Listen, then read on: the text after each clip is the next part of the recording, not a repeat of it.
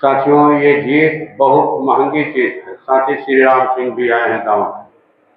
ये महंगी जीत इसलिए कि हमारे कई साथियों ने अपनी शहादत दी इस चुनाव में।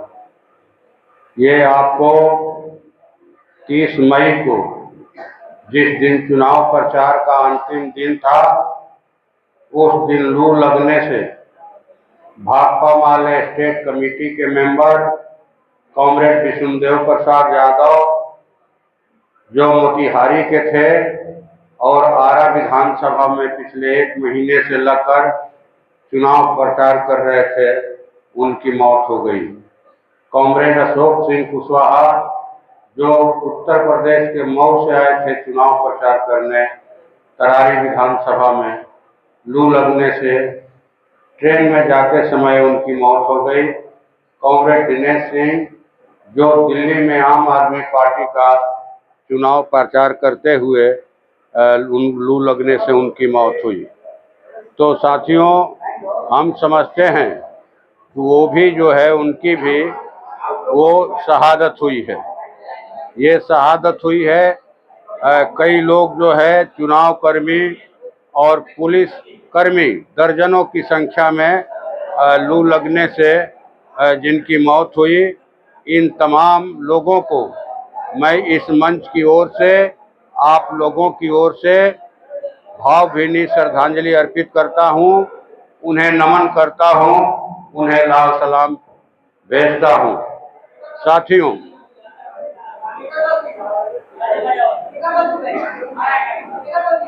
सुनिए के और छोड़ दो है,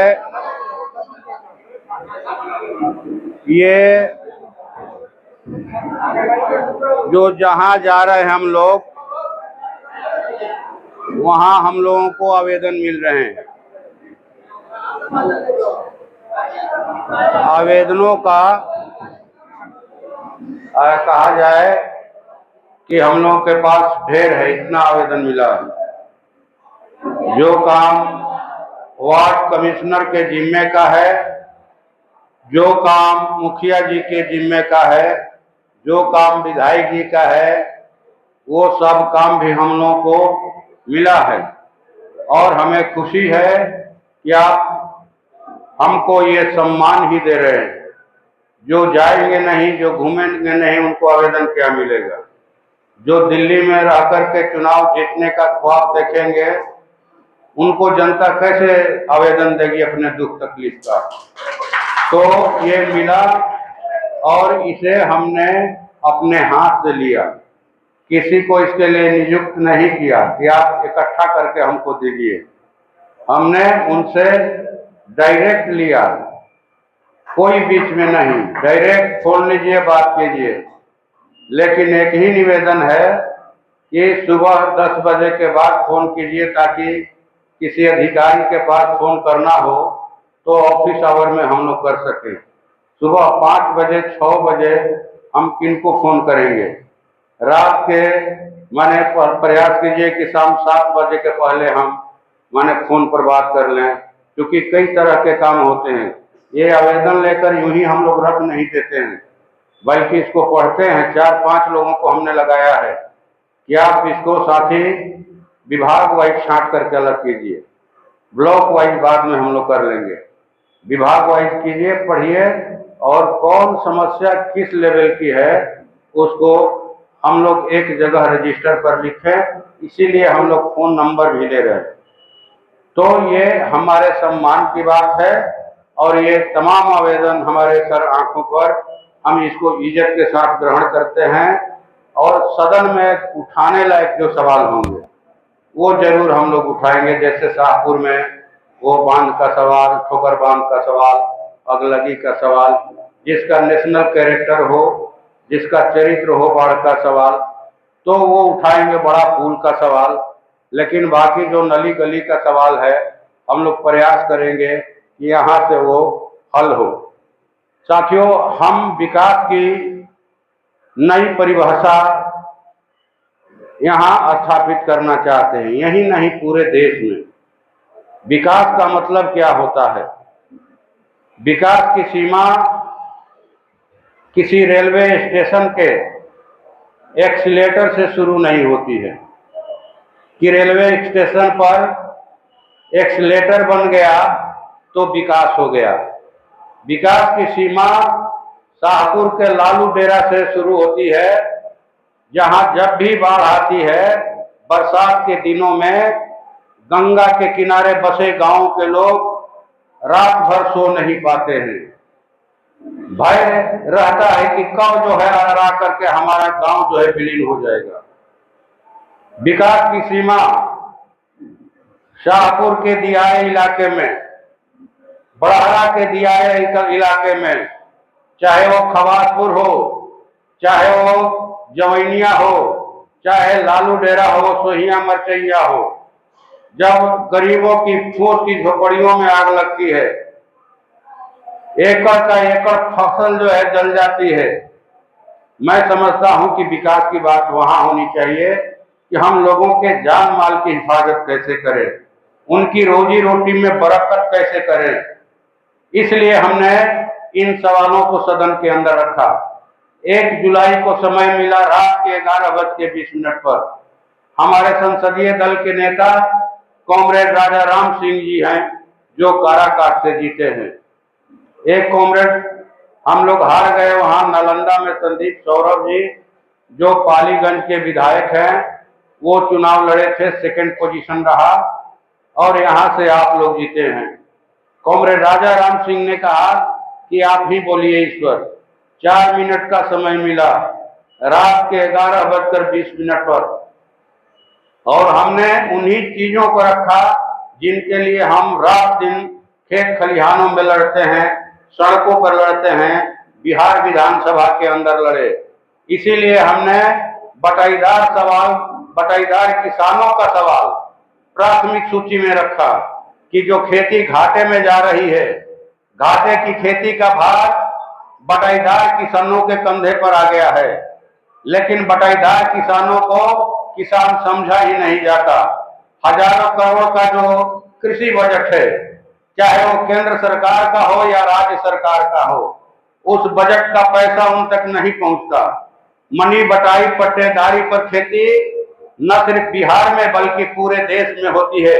खासकर बिहार, झारखंड, उत्तर प्रदेश, इन राज्यों में 80% से ज्यादा खेती बटाई पर होती है।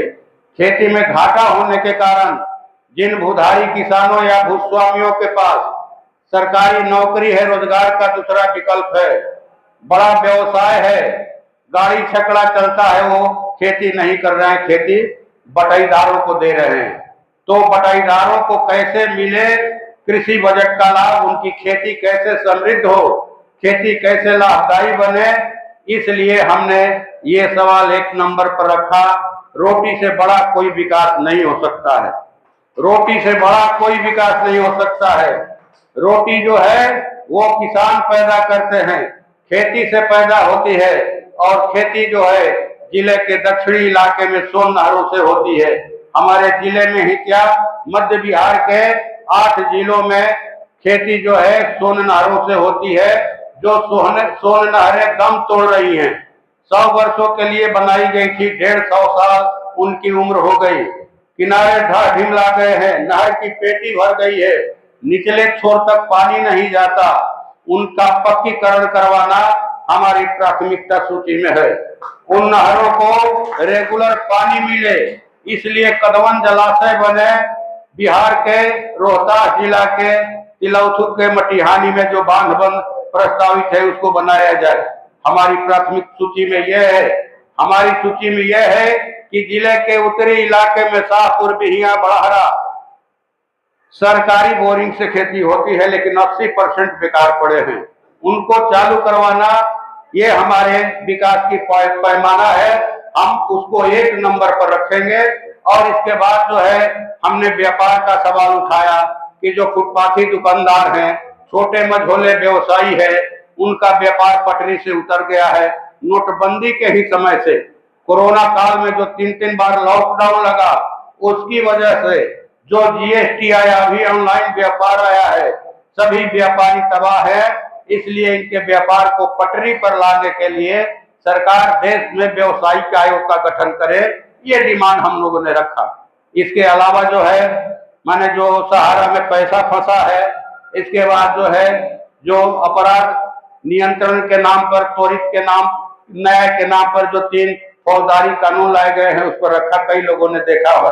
तो खैर ये हमारी प्राथमिकता सूची में है, लेकिन इसका मतलब ये नहीं है कि हमारी प्राथमिकता सूची से सड़क गायब है, शिक्षा गायब है, स्वास्थ्य गायब है, ये सब है। और इसीलिए हम लोगों ने, चूंकि हम लोग 46 वर्षों से जिन सवालों को ये लोग उठा रहे हैं कि हमने करा, ये इनका काम नहीं है। हम लोग तो 84 से लड़ रहे थे सोन नहरों के आधुनिकीकरण के लिए, कदमन जलाशय के लिए, भोजपुर में यूनिवर्सिटी के लिए, आरा सासाराम बड़ी रेल लाइन के लिए। ये लड़ाई हम लोग लड़ रहे थे कि सोन नदी में पुल बने, गंगा नदी में पुल बने, और ये कह रहे हैं कि हम लोग किए हैं। राजा महाराजा लोग जाते थे शिकार खेलने, शेर का शिकार खेलने, अंग्रेज अफसर जाते थे, नवाब लोग जाते थे, रेवटी में रहते थे, सुरक्षा घेरे में रहते थे, और भेजते थे सिपाही को शिकार करने। जब इनको इतला मिल जाती थी कि शेर का शिकार हो गया, मर गया, उसमें कोई प्राण नहीं है, तो जो राजा है, महाराजा है, निकलते थे रेवटी से, एक हाथ में दोनाली बंदूक और एक हाथ में मोछ पर ताव, और शेर के शरीर पर, मरे हुए शेर के सिर पर गोड़ रख के वो फोटो निकलवाते थे।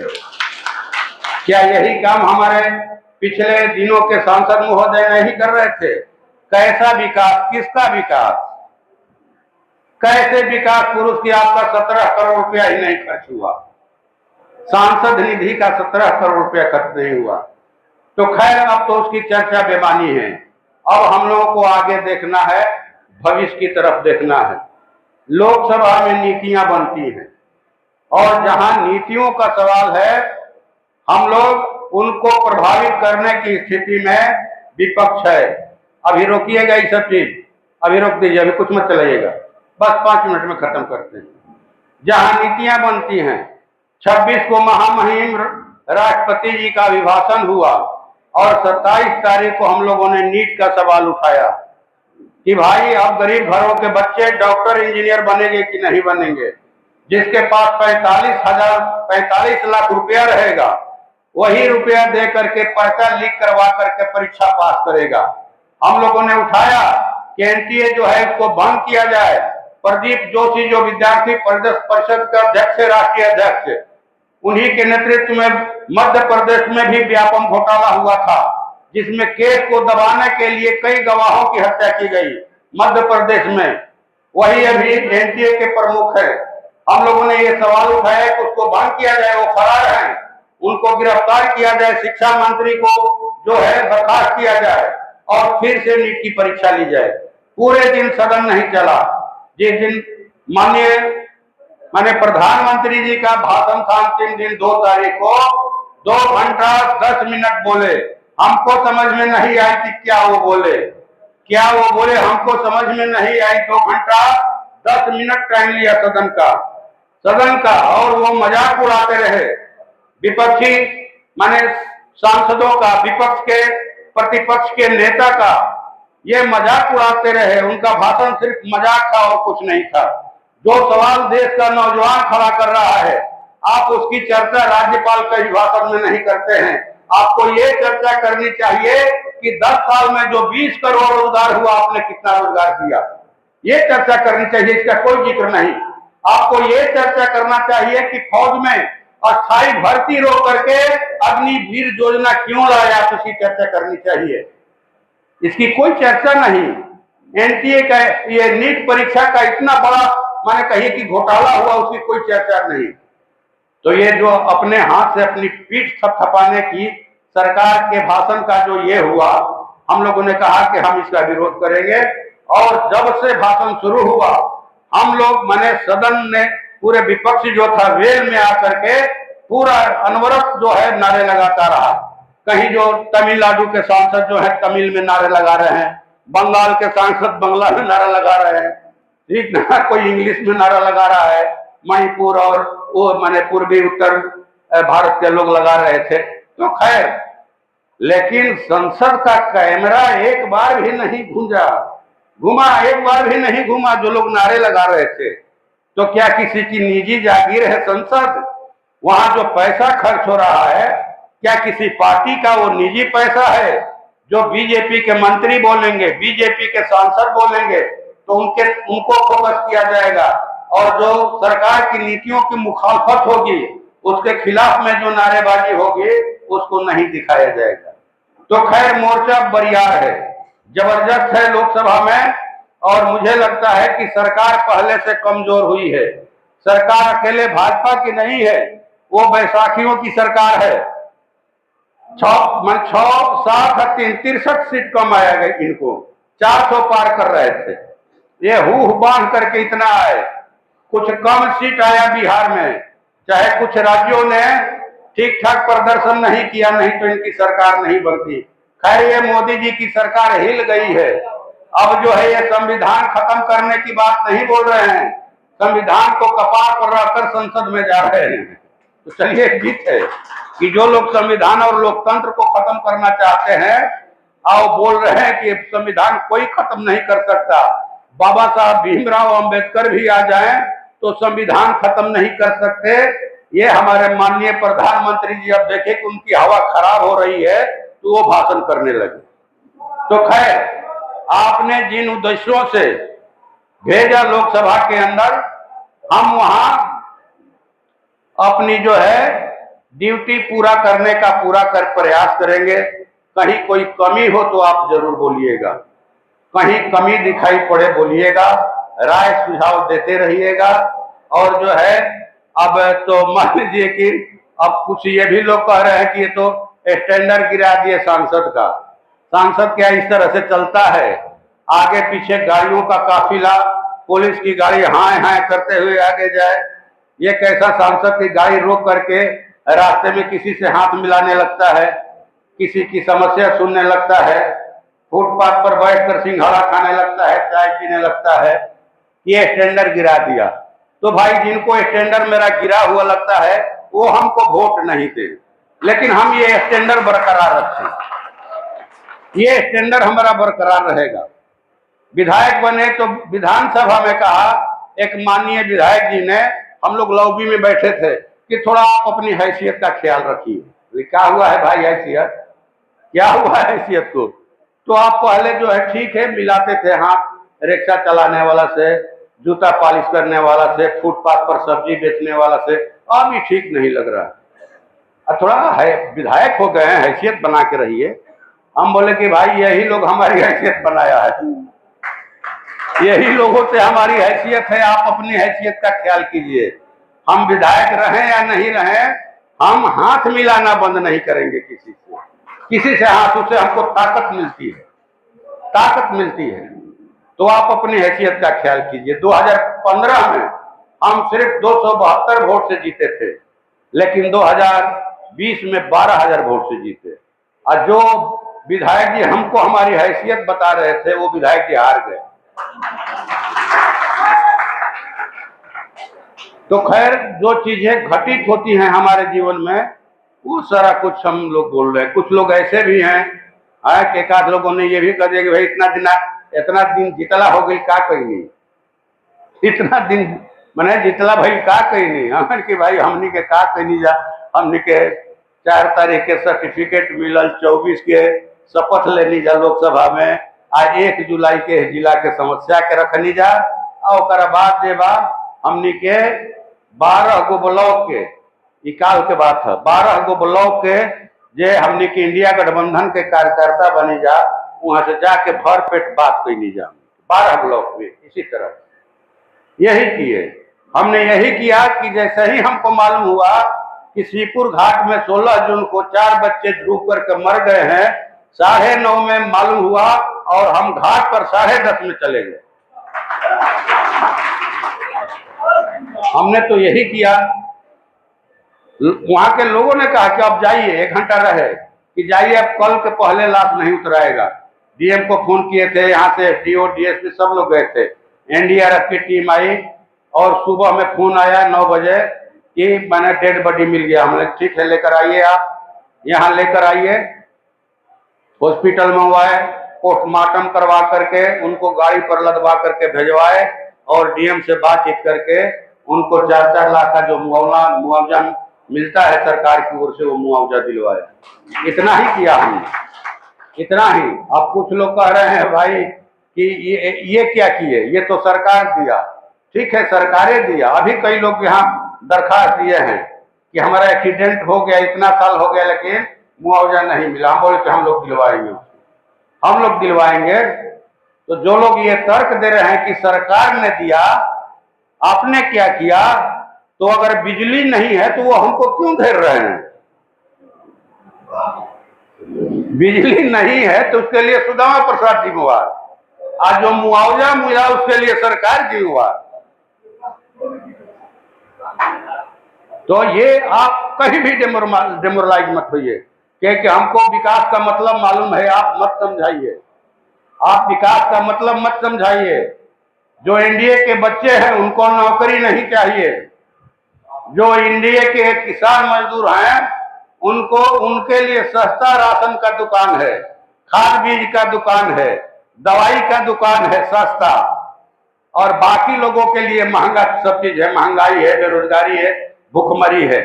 तो खैर ये वो समझे, वो हमारी उनकी समस्या, उनकी बात वो क्या करेंगे, लेकिन हम तो लड़ेंगे और इसी पर लड़ेंगे। लोकसभा में भी लड़ेंगे और लोकसभा के बाहर भी लड़ेंगे।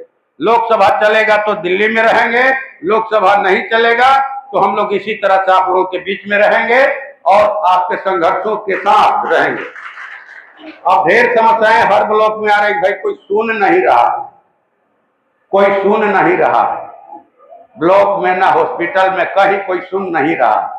एक जगह तो एक जगह लोग बोला कि पदाधिकारियों की मीटिंग हो और इंडिया गठबंधन के जितने नेता हैं वो सब चले बात करने के लिए कि आतंक पैदा कर दिया जाए, खौफ पैदा कर दिया जाए अधिकारियों में। हम बोले कि नेताओं से नहीं डरते हैं, अधिकारी जनता से डरते हैं। आपने जान हथेली पर लेकर कड़क धूप में प्रचार किया, किसी की जान जा सकती थी, कॉमरेड विष्णुदेव यादव की तरह नहीं जा सकती थी, जा सकती थी ना।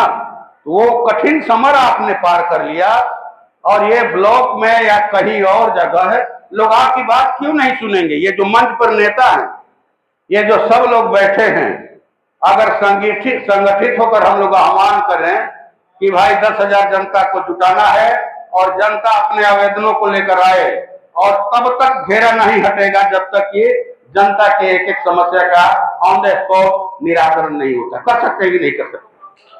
क्या नेताजी कर सकते हैं ना। ये गठबंधन सिर्फ चुनाव के टाइम नहीं, चुनाव के पहले भी और चुनाव के बाद भी 12 महीना 24 घंटा हम लोग देख रहे हैं। जो जीरो टॉलरेंस की सरकार थी 2017 में, जो महागठबंधन की सरकार गिरी इसी सवाल पर कि हम जीरो टॉलरेंस है भ्रष्टाचार के मामले में। अभी एक मुखिया जी ने कहा शाहपुर में कि 32,000 का सोलर लाइट लग रहा है जिसका दाम 5,000 है, और मुखिया जी लोगों से कहा जा रहा है कि आप चेक पर साइन करके दीजिए। मैंने मुखिया जी खाली चेक काटेंगे, जैसे नल जल योजना में चेक कटवाया गया वार्ड मेंबर से, उसी ढंग से मुखिया जी चेक काटेंगे और 5,000 का सोलर लाइट जो है अधिकारी भेजेंगे पटना से। ये भ्रष्टाचार नहीं है, शिष्टाचार है, ये शिष्टाचार है। 10 दिन में जो है 15 पुल बहरा करके गिर गया उद्घाटन के पहला ही। ये भ्रष्टाचार नहीं है, ये शिष्टाचार है। इसके लिए सरकार जिम्मेवार नहीं है, इसके लिए विपक्ष जिम्मेवार है। हमारे माननीय मंत्री जी, केंद्रीय मंत्री जी जीतनराम मांझी जी ने कह दिया कि भाई जो है लोग पत्थर पर कपार पटक के मर जाए फिर भी बिहार को विशेष राज्य का दर्जा नहीं मिले। इसका मतलब है कि आपकी डील पहले ही हो गई है कि भाई आप रहिए, मंत्री रहिए, खुश रहिए, आपको विशेष राज्य का दर्जा नहीं दिया जाए। इनको तो और तेज बोलना चाहिए था कि नहीं, सरकार को देना होगा विशेष राज्य का दर्जा। ये पूरा मांग, आप कहीं और हैं तो दूसरी आवाज, दूसरी जगह गए तो दूसरी आवाज कैसे हो जाएगी? तो ये चल रहा है, कह रहे हैं कि मंगल राज है, मंगल राज है, जंगल राज था। अभी इतनी तेजी से घटनाएं घट रही हैं, डकैती की घटनाएं, बैंक डकैती की घटनाएं, घरों में, फ्लैटों में, व्यापारियों से हत्याएं। अभी यहाँ बकरी में धोबी जाति के एक नौजवान की गोली मार करके हत्या कर दी, सामंतों ने कर दिया कि हमारे कब्जा में नहीं है। अभी 3 साल के बच्चे का यहाँ मूड़ी ममोड़ करके धर्मेंद्र पांडे ने हत्या कर दिया, माने जगदीशपुर थाना के सोंधी गांव में। मदन शाह के माने नाती का बेटी का लड़का आया था ब्रह्मपुर से, चंदन शाह का लड़का। धर्मेंद्र पांडे को कुरकुरा नहीं दिया, बाकी में तो कहा कि 2 घंटे में बताएंगे। ये लोग पुलिस के यहाँ गए लेकिन पुलिस एक्टिव नहीं हुई। आरा मुफस्सिल के प्रमुख के बेटे की हत्या कर दी गई गोली मार करके, है रमई राम की पत्नी प्रमुख है वहां। और परिवार ने जिन 3 लोगों का नाम दिया FIR में, उसका नाम काट करके एक दूसरे लड़के का नाम जोड़ने का जो मदद किया था ये चल रहा है। तो ये तो देख रहे हैं कि पूरा एकदम माने हत्याओं का, खास करके ये बौखलाए हुए हैं। अरे भाई, हम लोग 20 साल से आपकी जीत को सहर्ष स्वीकार कर रहे हैं, 20 साल से, और हमारी एक जीत आपको स्वीकार नहीं हो रही है। एक जीत स्वीकार नहीं हो रही है। पैगा में गोली चला दिया वोट के दिन, माने गरीबों पर, दलितों पर। तो खैर, हम ये कहना चाहते हैं इसके जरिए कि समानती जुल्म अत्याचार बढ़ रहा है, तो बढ़ रहा है तो क्या उसके खिलाफ में कोई गोलबंदी होगी कि नहीं होगी? अभी इन्होंने दिया है कि थूर थूर करके मुआ दिया, अभी तक FIR नहीं हुआ रूपमान्य में। माने क्या है भाई? यही मंगलराज है कि आपकी पुलिस FIR नहीं करेगी? किसी की जान जाती है तो जाए, और आप कह रहे हैं कि मंगलराज है। दलित अति पिछड़ी जातियों पर हमले जो है तेज हुए हैं। तो मुझे लगता है कि इंडिया गठबंधन को इन हमलों के खिलाफ में भी अपनी आत्मरक्षा के लिए, अपनी सुरक्षा के लिए, अपने भाई बंधुओं की, अपने माँ बहनों की सुरक्षा के लिए गांव-गांव में गोलबंद होगा। गोलबंद होकर के वोट डाला आपने, बाघ के मुंह में हाथ डाल करके जीत छीन लिया। तो ऐसे लोग जो मनचढ़ू लोग हैं, जो हमारे बच्चों की हत्या कर रहे हैं, जो हमारे युवाओं को गोली मार रहे हैं, वैसे लोगों को भी सबक सिखाना होगा। अगर पुलिस वैसे लोगों पर कार्रवाई नहीं करेगी तो जनता उनको पकड़ करके पुलिस के हवाले करेगी। ये करना होगा ना, कि नहीं करेंगे?